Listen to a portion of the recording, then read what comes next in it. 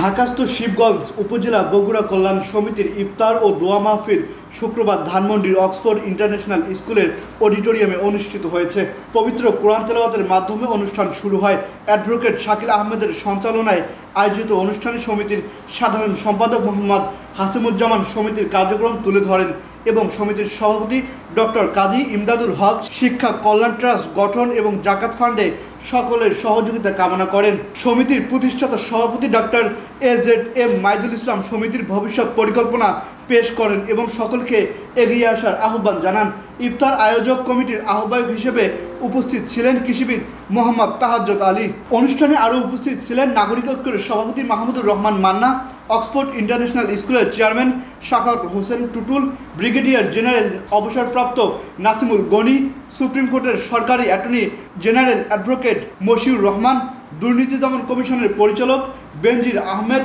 শেকরিবি অতিরিক্ত পরিচালক সাবিহা সুলতানা, অবসরপ্রাপ্ত সচিব আবুল কালাম আজাদ, সহকারী পাবলিক প্রসিকিউটর বিশেষ ট্রাইব্যুনাল 6-এর শাকিল উদ্দিন, বগুড়া জেলা ও দায়রা জজ আদালতের সহকারী প্রকৌশলী শফিকুল ইসলাম টুকু, প্রকৌশলী রফিকুল ইসলাম, ডাক্তার আবু বকর সিদ্দিক, অধ্যাপক ডক্টর জাহিদুর রহমান, দৈনিক আকাশ জমিন এর সম্পাদক ও প্রকাশক মীর লিয়াকত আলী, কেন্দ্রীয় ছাত্রদলের সহসভাপতি আনোয়ার পারভেজ, ঢাকাস্থ বিভিন্ন বিশ্ববিদ্যালয় ও কলেজের শিবগঞ্জের শিক্ষার্থীসহ শিবগঞ্জের গণ্যমান্য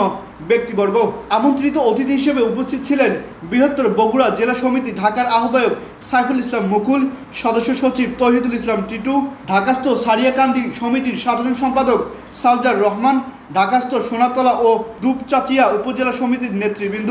বগুড়া মিডিয়া অ্যান্ড কালচারাল সোসাইটির সদস্য সজীব জুলফিকার হোসেন সোহাগ, বগুড়া প্রফেশনাল ক্লাবের কো-ফাউন্ডার মঞ্জুরুল করিম এবং কো-ফাউন্ডার মবিন মাসুদ প্রমুখ।